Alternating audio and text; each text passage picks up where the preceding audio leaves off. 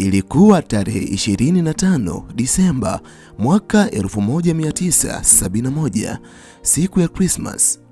Wakati familia nyingi Tanzania zilikuwa zikisherekea, katika kijiji cha Isimami mkoani Iringa kulikuwa na mkulima mmoja aliyekuwa akiendelea na shughuli zake za kawaida shambani.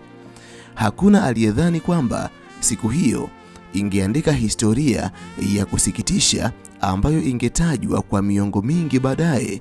Mkulima huyo aliitwa Saidi Abdalla Mwamindi, mtu ambaye siku hiyo alikutana na mkuu wa mkoa wa Iringa, Dr. Wilbert Krelu.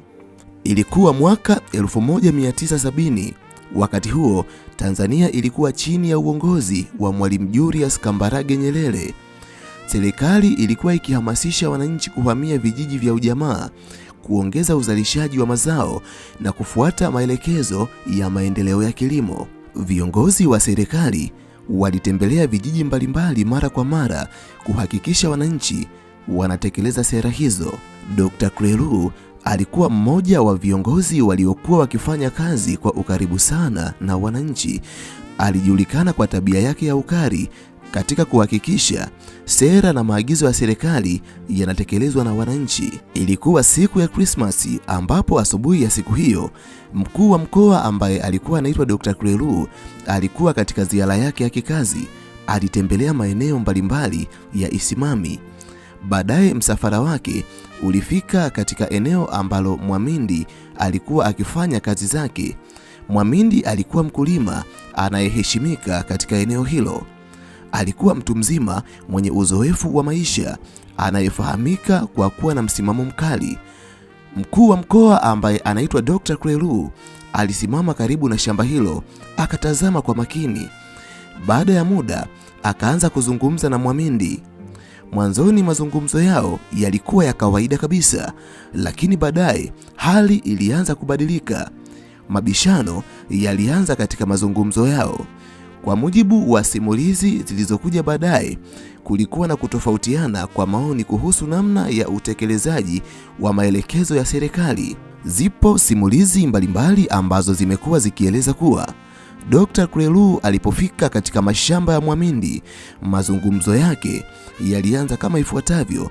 Dr. Krelu alimuuliza Mwamindi, "Kwa nini hujatekeleza maelekezo tuliyotoa?" Mwamindi akasema, "Mheshimiwa, nimekuwa nikilima hapa kwa miaka mingi. Hii ndiyo njia ninayoijua." Dr. Krelu akasema, "Lakini serikali imeelekeza vingine." Mwamindi akasema, "Mimi nafanya kazi kwa nguvu zangu. Hili ni shamba langu." Watu waliokuwa karibu walianza kuhisi mvutano, sauti zikaanza kupanda, hasira nazo zikaanza kuonekana baina ya Mwamindi na Dr. Krelu. Baada ya mabishano hayo, Mwamindi aliondoka ghafla. Wengine walidhani amekwenda kutuliza hasira. Hakuna aliyedhani angefanya jambo baya, lakini ndani ya nyumba yake kulikuwa na bunduki. Dakika chache baadaye akarudi. Safari hii hakuwa tena mkulima aliyekuwa akibishana. Mikononi mwake kulikuwa na silaha. Watu walipoiona bunduki wakaanza kupigwa na butwaa. Baadhi wakajaribu kupaza sauti, lakini tayari muda ulikuwa umechelewa. Risasi zikasikika. Eneo zima lilikumbwa na ukimya. Watu wakaanza kukimbia huku na kule. Dr. Krelu alidondoka pale pale. Tayari alikuwa amepigwa risasi na Mwamindi. Kelele za watu zikaanza kusikika. Wengine wakapiga mayowe, wengine wakabaki wamesimama kwa mshangao. Hakuna aliyekuwa akiamini kile alichokiona. Mkuu wa mkoa wa Iringa alikuwa ameanguka chini baada ya kupigwa risasi. Kinachofanya kisa hiki kuwa tofauti na vingine ni kwamba Mwamindi hakukimbia, hakujaribu kujificha, hakutoroka kwenda msituni. Badala yake alibaki eneo la tukio. Simulizi mbalimbali zimekuwa zikieleza kuwa baada ya Mwamindi kuona amempiga risasi mkuu wa mkoa, Dr. Krelu aliuokota mwili wake na kuuingiza katika buti la gari ambalo mkuu wa mkoa alikuwa amekuja nalo. Inasemekana lilikuwa ni gari dogo lenye rangi ya bluu ambalo lilikuwa limeandikwa RC Iringa. Mwamindi alichukua kofia ambayo mkuu wa mkoa alikuwa ameivaa na kuivaa yeye, kisha akauchukua mwili wa mkuu wa mkoa na kwenda nao mpaka kituo cha polisi.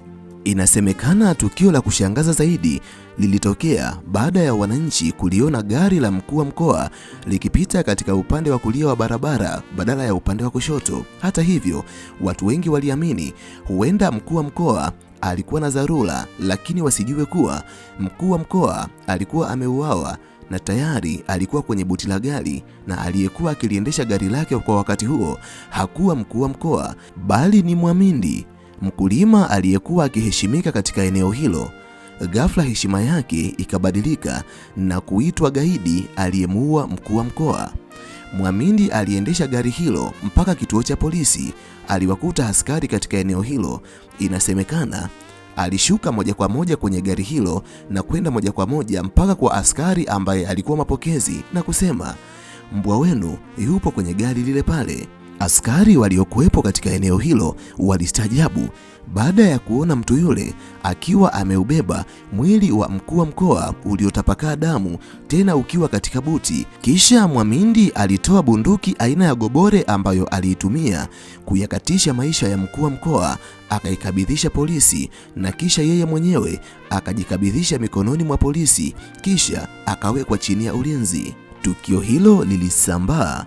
Habari zake zilifika haraka kwa viongozi wa serikali. Ndani ya muda mfupi, taifa lote lilikuwa linaongelea jambo hilo.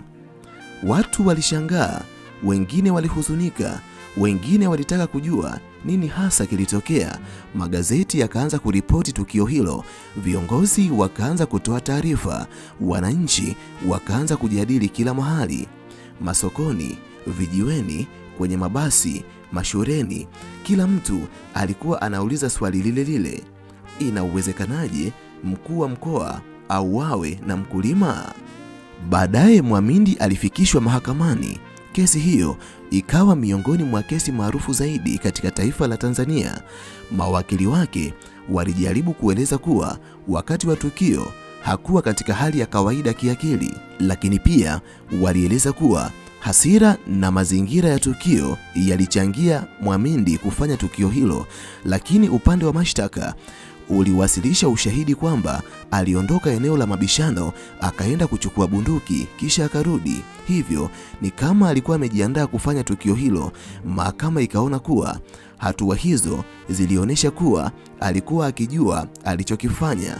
Baada ya kusikiliza ushahidi wote, mahakama ikamtia hatiani na ikamhukumu kwa kosa la mauaji.